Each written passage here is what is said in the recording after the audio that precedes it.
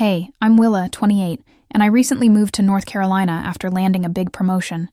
But here's the kicker. No one from my family even noticed. Until one day, my cousin posted a photo of my condo, and everything changed. They didn't reach out for birthdays, holidays, or milestones until they saw my success and needed $39K.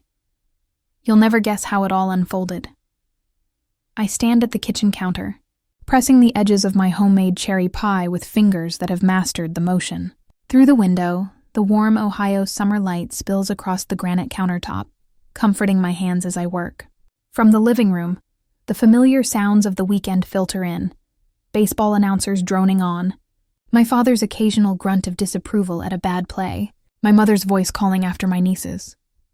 "Careful with that vase," Mom shouts, her footsteps quick across the hardwood. "Ashley, can you please watch the girls?" My sister doesn't respond. Instead, I hear her voice, bright and professional, streaming from her phone to her online audience. "Ladies, this shawl is 100% cashmere and we only have 5 left in stock. VIP members, remember to comment first to reserve yours."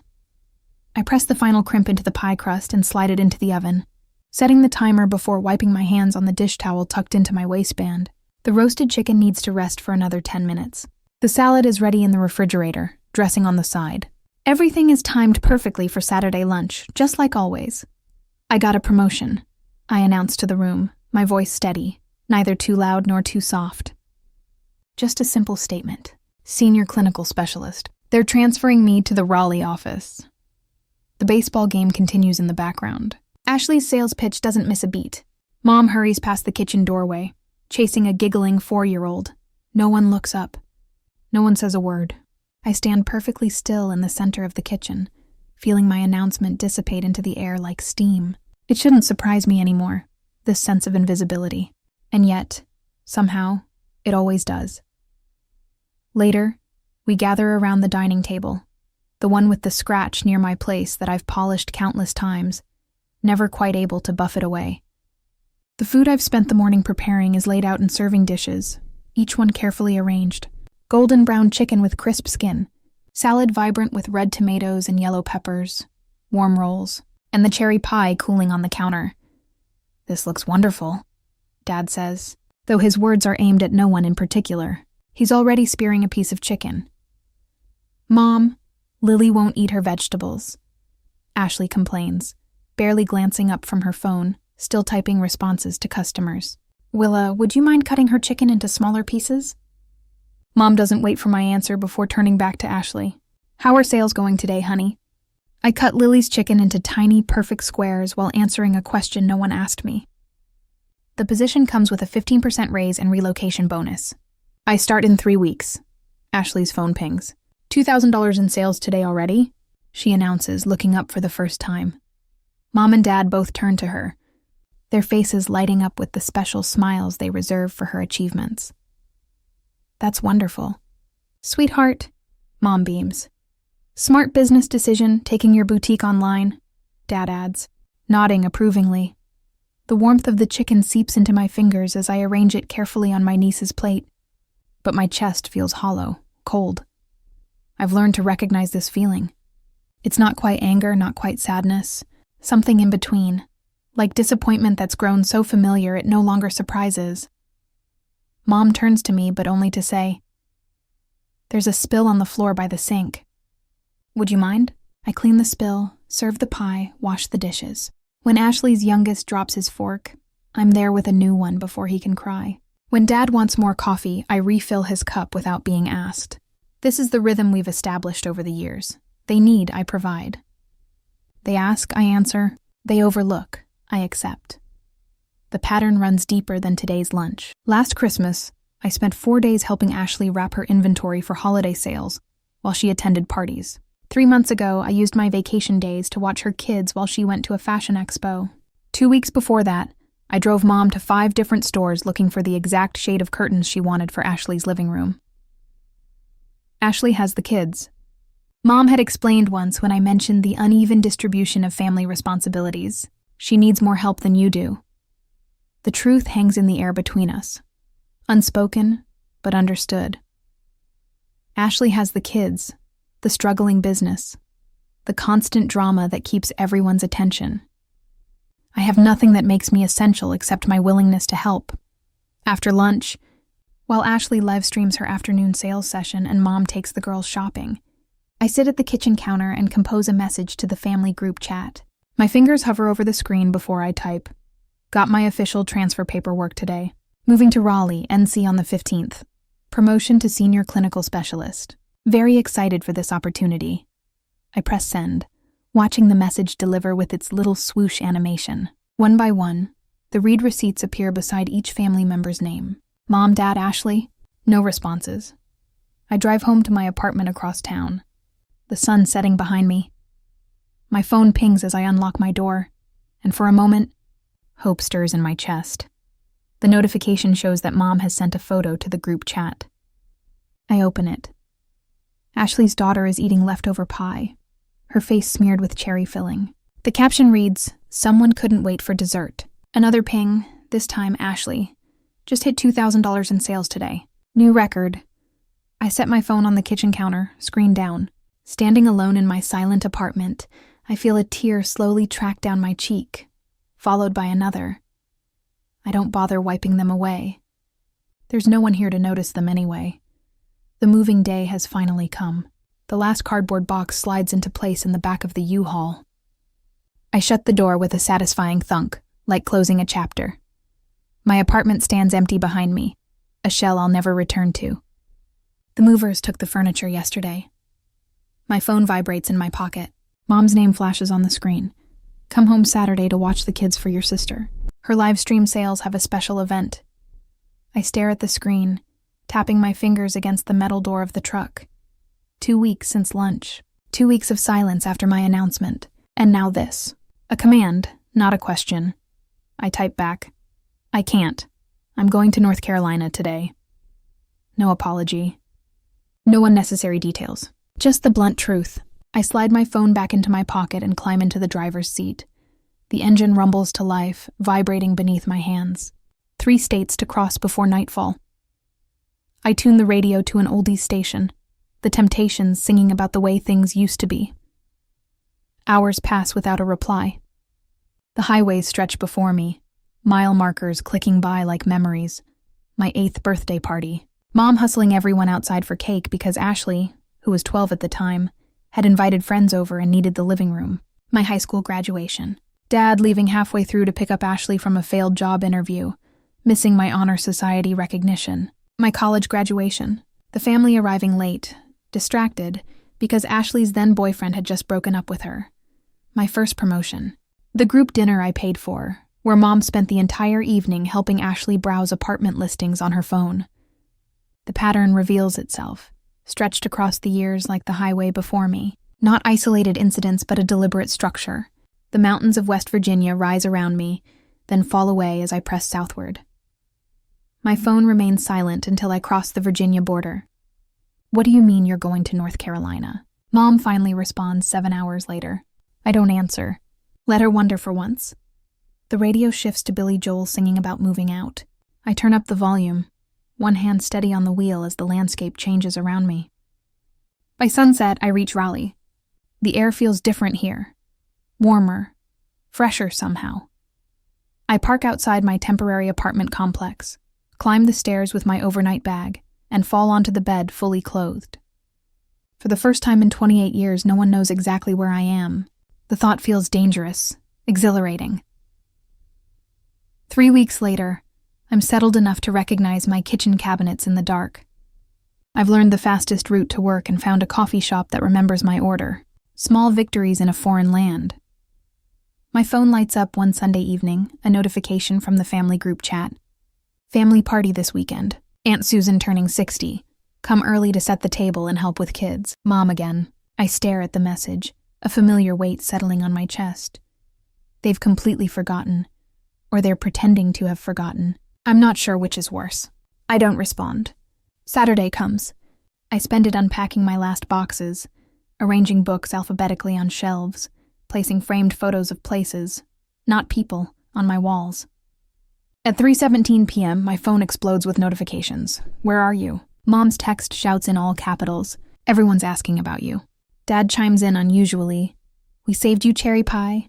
Ashley, with the least subtle bribe in history. Then at 5:42 p.m., the incoming missile. I never thought you'd be this selfish. After everything we've done for you. Your sister had to handle all the kids herself while I cooked. Your father had to help arrange the tables. You've let the entire family down. I wait until after dinner, seated on my new couch in my new apartment in my new city. Then I call, not text. This deserves a voice, Mom answers on the first ring. Finally decided to acknowledge your responsibilities? Mom, I say, keeping my voice level. I moved to North Carolina almost a month ago. I told everyone. I sent messages. I can't come set tables in Ohio anymore. Well, you could have reminded us. She sniffs. Your sister was very disappointed. I'm sorry she was disappointed. How was Aunt Susan's party? Hectic. Without you here to help. Your father had to, she continues, listing the inconveniences my absence caused.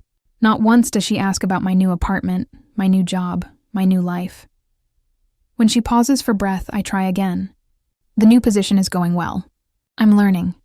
That's nice, dear. Listen, Ashley's thinking about expanding her online boutique and needs some startup money. Since you got that raise, we thought... I have to go, Mom. I interrupt. Someone's at the door. I hang up before she can respond. Sitting in the new silence of my apartment, something inside me goes cold. A circuit tripped. A light extinguished. I've spent my life reaching toward them, straining for acknowledgement, and they've spent theirs looking through me. They don't see me as a person, just a resource. The realization settles into my bones, not with the hot flash of anger, but the cool clarity of truth. I've been waiting for something that doesn't exist. Their recognition of me as someone with needs, rather than just someone who meets theirs.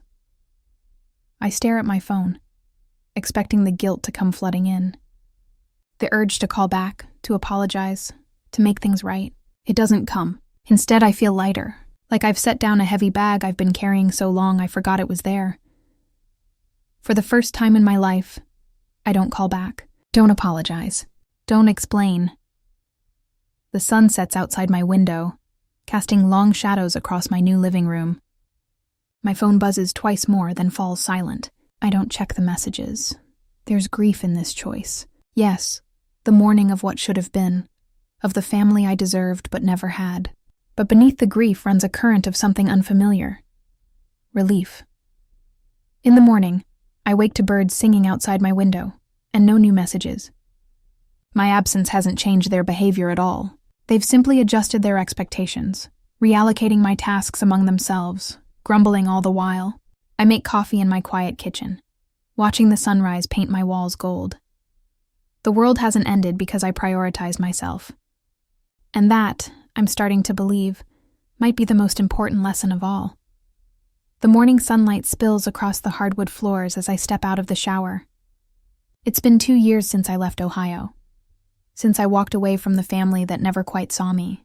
2 years of bonuses, raises, and a life built entirely on my own terms.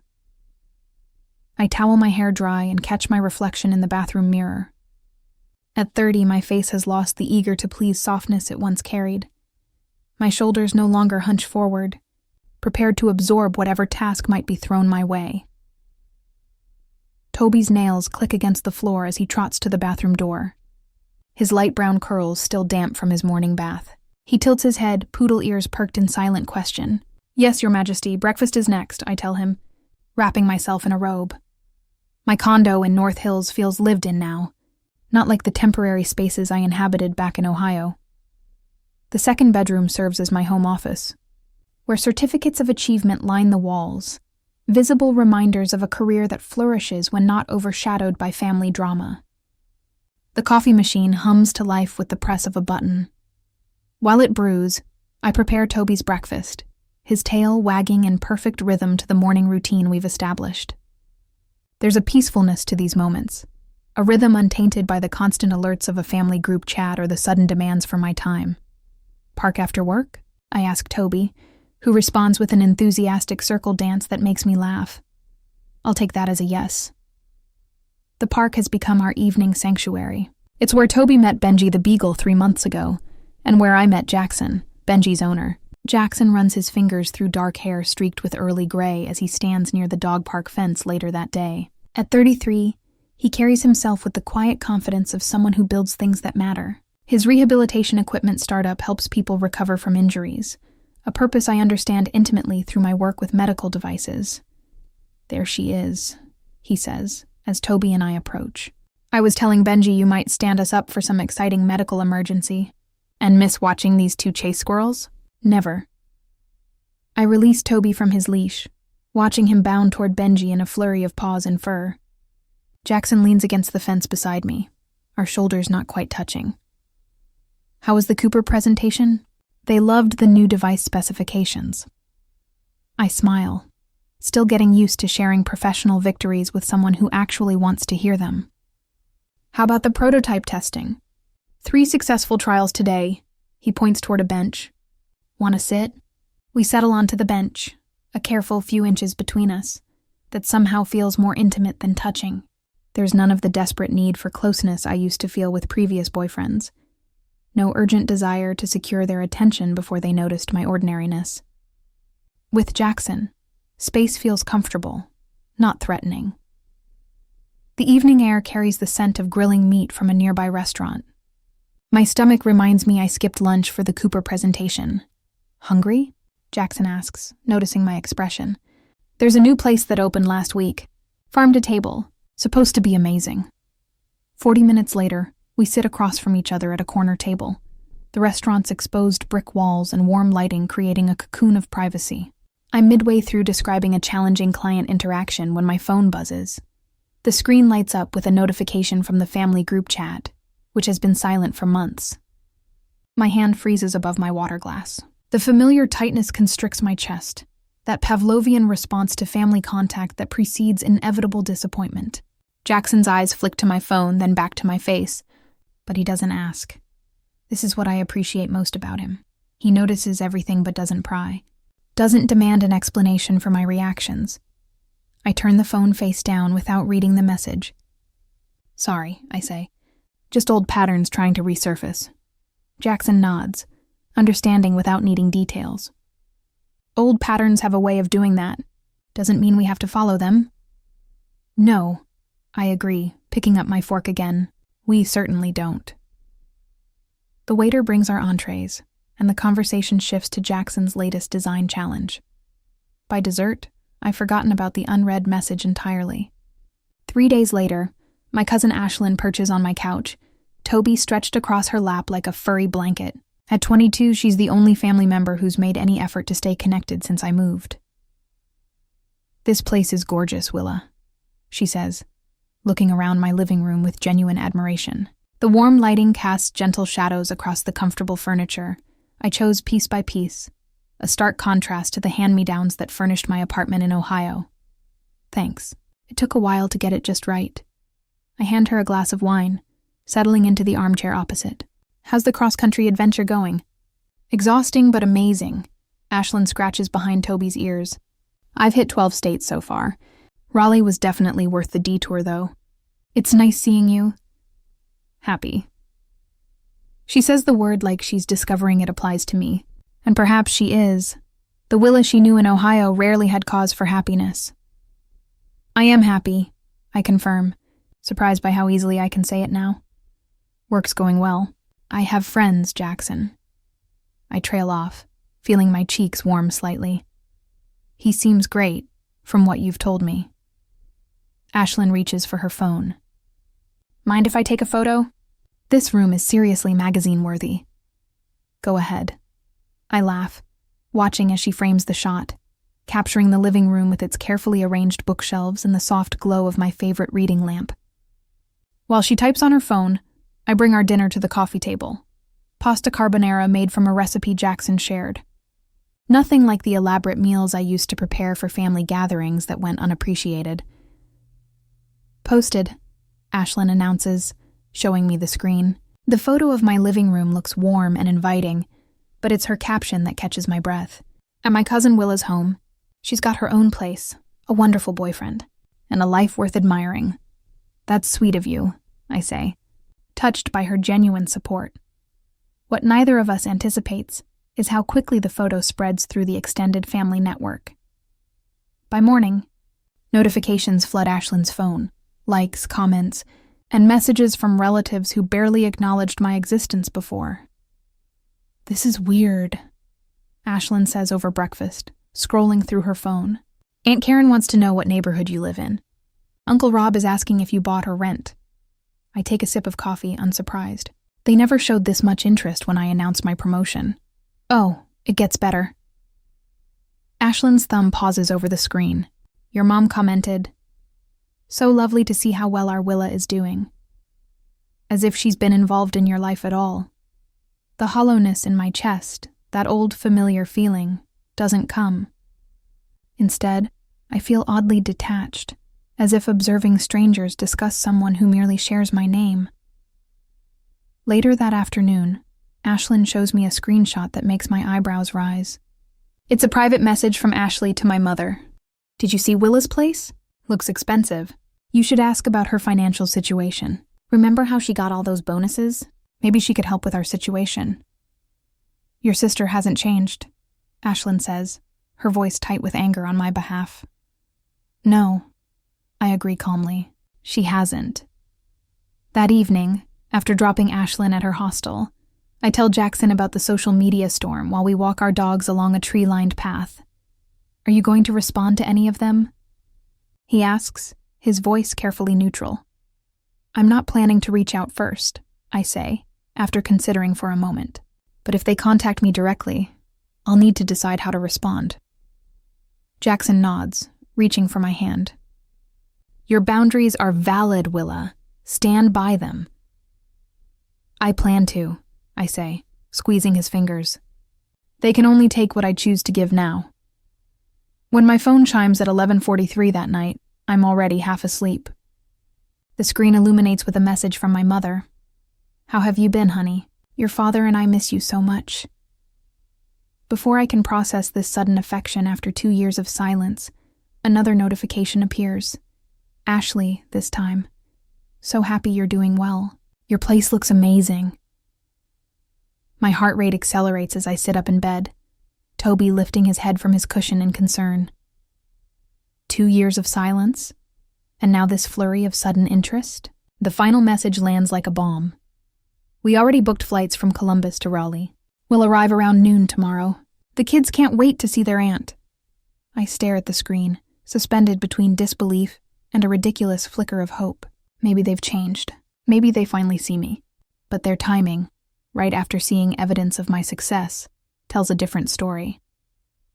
My phone rings, Jackson's name appearing on the screen.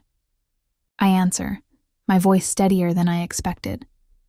"They're coming tomorrow," I say without preamble. "All of them."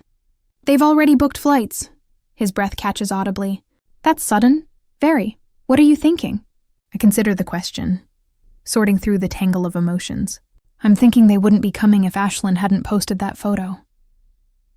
"Probably not," he agrees. There's a pause. "If you feel ready, see them. But don't let them make you feel guilty again." As I set my phone down, I realize my hands aren't shaking. The panic I would have felt 2 years ago has been replaced by something cooler, more calculated. They're coming to my territory now, into a life I've built without them. And this time, I make the rules. I arrange the last throw pillow on my sofa, smoothing the fabric with a deliberate touch. The room is perfect, every surface gleaming, every object precisely positioned. This is my space, my home, my rules. The doorbell rings at 12:15. I count to 10 before answering, a small act of control that steadies my racing heart. "Willa?" Mom surges forward, wrapping me in a hug so tight I can smell her familiar perfume, the same scent she's worn since I was a child. "Oh, sweetheart, it's been too long." 2 years and 3 months to be exact, I say to myself, but don't speak it aloud. 2 years of birthdays, holidays, and milestones celebrated without a single call. I return her hug with measured pressure, neither pulling away nor melting into her embrace. Dad stands awkwardly behind her, a box in his hands. "Hey, kiddo." His hug is brief, one-armed, his eyes already darting past me to the television mounted on my living room wall.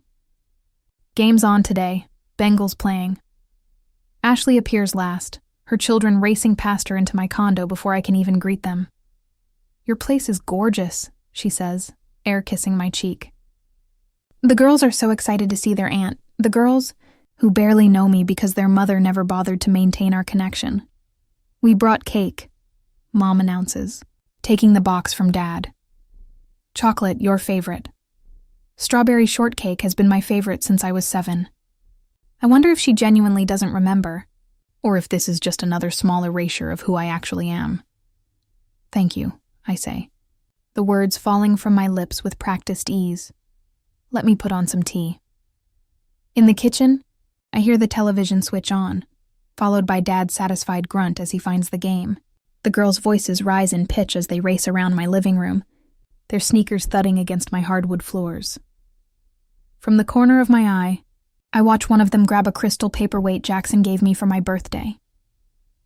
"Amelia," I call out, my voice calm but firm. "Please put that back where you found it." Ashley laughs, high and nervous. "Oh, they're just exploring kids, you know." "I know they should respect other people's things," I respond, setting the kettle on the stove. "In my home, we don't touch what doesn't belong to us." A flicker of surprise crosses her face. The girl carefully returns the paperweight, casting a wary glance in my direction before rejoining her sister. Mom wanders into the kitchen, running her finger along my granite countertop. "This must have cost a fortune," she says, disapproval lacing her words. "Your place is so extravagant." I pour hot water over tea bags, letting them steep. "I like my home." "The company must pay you very well." Ashley joins us, leaning against the doorframe. "What's the salary range for someone in your position these days?" I place cookies on a serving plate, taking my time before answering. "Competitive. But are we talking 6 figures? Her voice is casual, but her eyes are sharp. "Do you get bonuses? Stock options?" "The benefits are excellent," I reply, lifting the tea tray. "Shall we sit in the living room?" Ashley's questions continue through our first cup of tea. "Does my company match 401 contributions? How much is my mortgage payment? Did I have to put 20% down?" Each query designed to assess exactly how much money I might have access to. With each non-answer, her fingers tap faster against her cup, her smile growing tighter. "Dad," I say, during a brief lull in her financial interrogation, "how's your volunteer work with the Youth Baseball League going?" The shift works. For 10 minutes, conversation flows around safer topics. Dad's coaching, a cousin's new baby, Mom's garden club. I notice how Ashley's shoulders tense with each passing moment that doesn't involve my financial situation. When her oldest daughter knocks over a vase of fresh flowers, sending water across my coffee table, I rise immediately. "Girls," I say firmly, "in this house, we sit calmly on furniture. We don't run or jump on the sofa." "Willa," Mom begins, her voice carrying that familiar tone of correction. "They're just being children." I know, and children need boundaries. I hand each girl a small book from my shelf. "Here, these were my favorites when I was your age." Mom's mouth hangs open, clearly unused to me setting terms in any interaction. Ashley's smile has completely vanished now, replaced by a tight line of frustration. "You've changed," Mom says finally, setting down her teacup with a small clink. "Yes," I agree simply. The room falls silent, except for the baseball game and the soft sound of pages turning as the girls, surprisingly, settle into reading. Dad shifts uncomfortably in his seat. Ashley exchanges a look with Mom, one I recognize from years of family dynamics. The signal that it's time to reveal the real purpose of this visit. Mom leans forward, her practiced sigh filling the room. "Willa, sweetheart, Ashley's been struggling." And there it is, the boutique. Ashley jumps in, her voice tight with rehearsed emotion. "After 5 years in retail, I thought I was ready. I had the experience, the customer base." The story unfolds like a script they've practiced on the car ride over. Ashley opened her own fashion boutique after years working for someone else. The initial investment came from my parents. The business failed within 8 months. The personal guarantee she signed on the commercial lease left her owing $39,000 in debt. My parents' retirement savings are already strained from helping with the startup costs. They all lean forward now, a united front. Mom's eyes are wide with concern, Dad's expression solemn. Ashley's lower lip trembling perfectly on cue. "You're doing so well," Mom says, her voice dropping to that special tone she uses when she wants something. "You could sell your condo and help your sister." Dad clears his throat. "You have a boyfriend with money. You don't need 2 homes." They've been here less than an hour and already know about Jackson. Someone has done their research. "Think about the girls," Ashley adds, glancing toward her children. "Help your sister, and the children will have their mother back. I'm barely sleeping with all this stress." The hollow feeling spreads through my chest, a familiar sensation, but one I now recognize for what it is.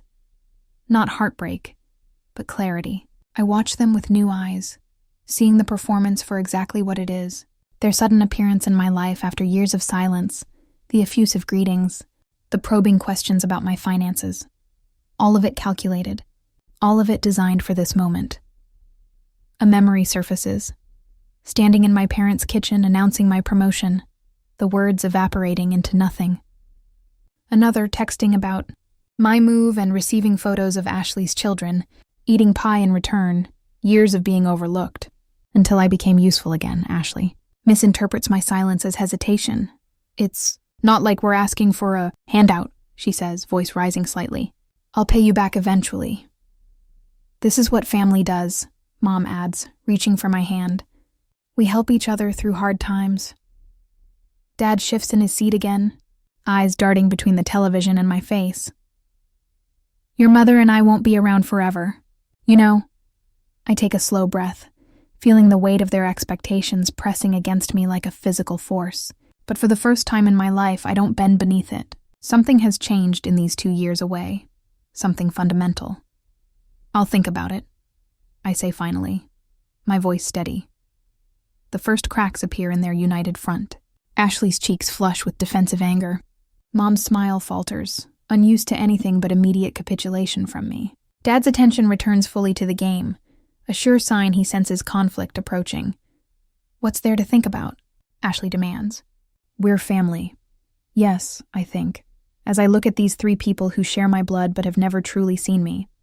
We're family, but I'm finally beginning to understand what that word really means, and more importantly, what it doesn't.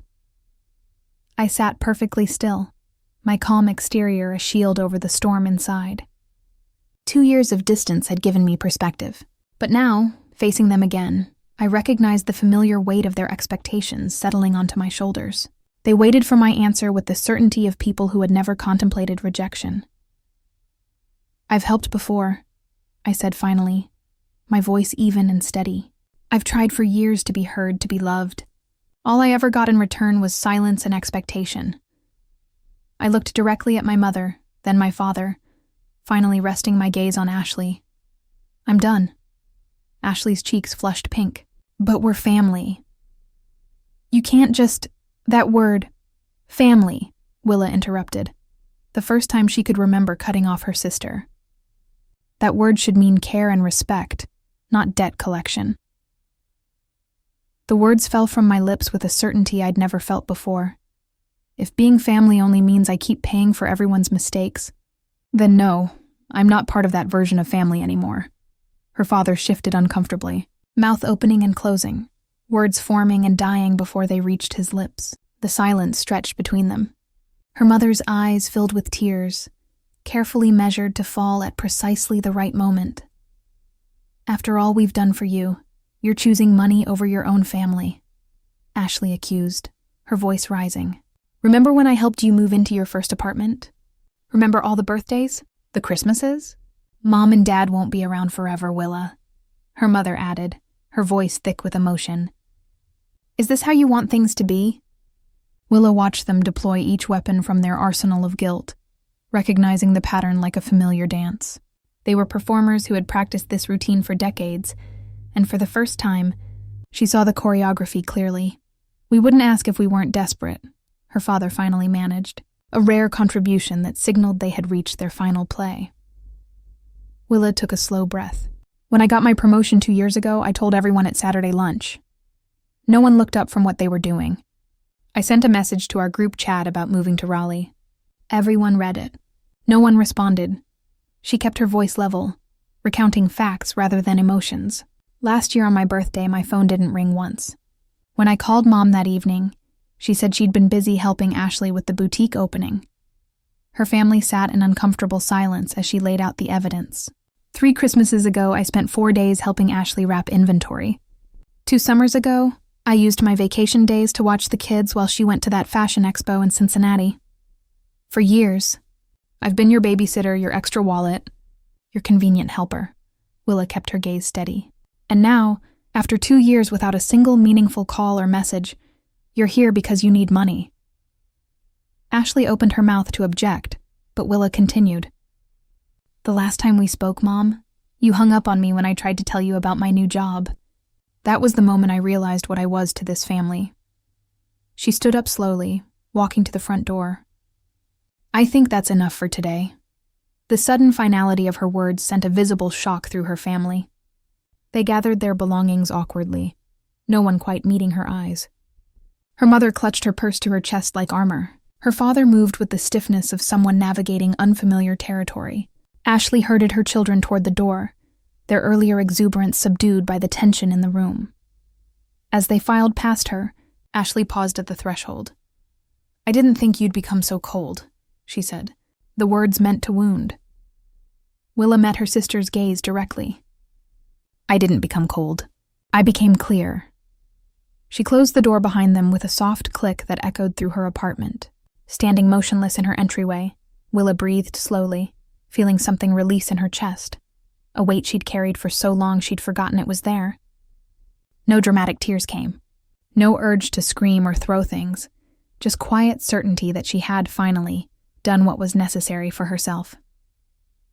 Her phone buzzed in her pocket, the first of what would likely be a barrage of texts.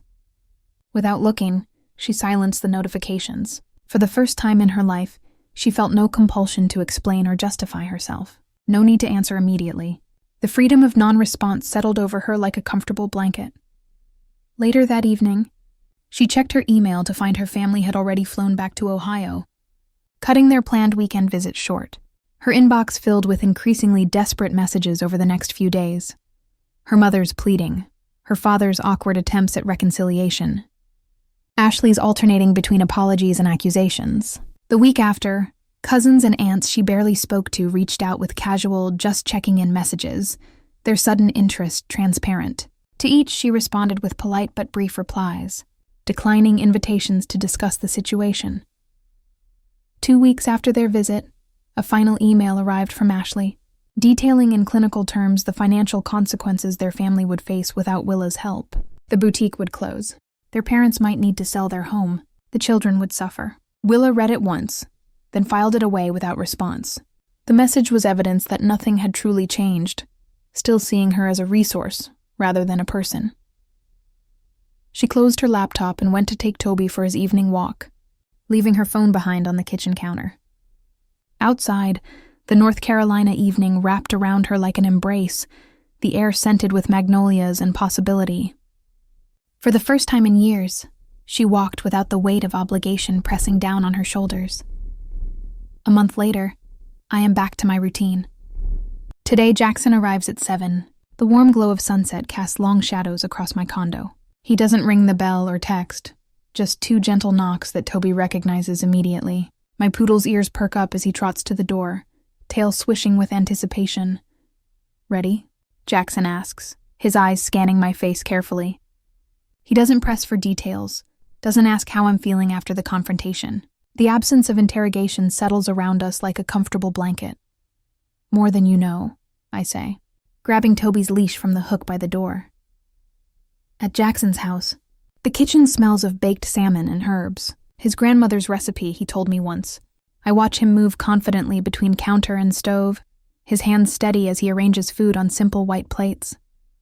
Benji and Toby curl up on the kitchen rug, their bodies forming a perfect yin and yang of fur and contentment. We eat mostly in silence, not the strained quiet I grew up with, the heaviness of words unsaid, the constant vigilance for wrong moves, but something entirely different. Peace. The gentle clink of silverware against plates, the occasional appreciative hum, the soft padding of paws as the dogs shift positions. After dinner, standing at the sink as I rinse our plates, I find myself describing the scene with my family. My voice sounds distant, clinical, like I'm recounting a movie I watched rather than my own life. Jackson takes the plate, wiping it carefully before placing it in the cabinet. "You did what was right for you," he says simply. 2 years ago, I would have launched into explanations justifying my decision, offering evidence of past slights, building a case for my own defense. Tonight, I just nod. The freedom of not having to perform my reasoning feels weightless, buoyant. Later, as we sit on his back porch watching the dogs explore the yard, a realization settles over me like the evening air, cool and clarifying. My worth was never about my usefulness. The constant service, the desperate attempts to be indispensable, all of it based on the flawed belief that being needed was the same as being loved. I think about my morning walks with Toby, how they've transformed from hurried necessities into peaceful rituals. My promotion last month to regional director, accepted without a whisper of guilt. The dinner club I joined, where we talk about books, politics, and silly TV shows, and where no one keeps a tally of who hosted last. "You know what's strange?" I say, my voice soft in the gathering darkness. For years, I thought family meant blood relations, people you're stuck with. Now I realize it's about choice. The holiday photo card on my refrigerator flashes in my mind, me with Jackson and our friends at the lake last summer. All genuine smiles and unforced joy. No stiff poses or color-coordinated outfits like the Clark family portraits of my childhood. Just real people who choose each other's company. Months later, my phone rings while I'm watching the sunset from my balcony. My mother's name appears on the screen, the first call since the confrontation. "Willa," she begins, her voice tentative. "I owe you an apology. We all do." I feel my breath catch, then release. No racing heart, no desperate hope, just calm acknowledgement. "I appreciate that," I say evenly. "I need time." "Of course," she says quickly. "Whatever you need. When you're ready, if you're ever ready, we'd like to try again. On your terms." I don't rush to answer. There's no urgency anymore, no compulsion to fix or smooth over. "I'll think about it," I tell her, and we hang up. The next evening, Jackson and I sit on his patio, watching our dogs chase each other through the yard. The setting sun paints everything in soft gold light. A quiet smile forms on my lips as I observe the peaceful scene we've created together. "What?" Jackson asks, noticing my expression. For the first time in my life, I say, I'm not holding my breath. The words hang in the evening air, simple and true. Tonight was calm, and for Willa, that was enough. If you were Willa, and your family only reached out after years of silence, but only because they needed money, what would you do? A. Help them out of family loyalty. B. Refuse, but keep in touch. C. Cut them off completely to protect your peace. Comment below with your choice. And if you enjoyed this story, don't forget to hit that like button and subscribe for more real-life stories and emotional journeys. Because sometimes the hardest thing isn't forgiving them. It's finally letting go of the hope that they'll change.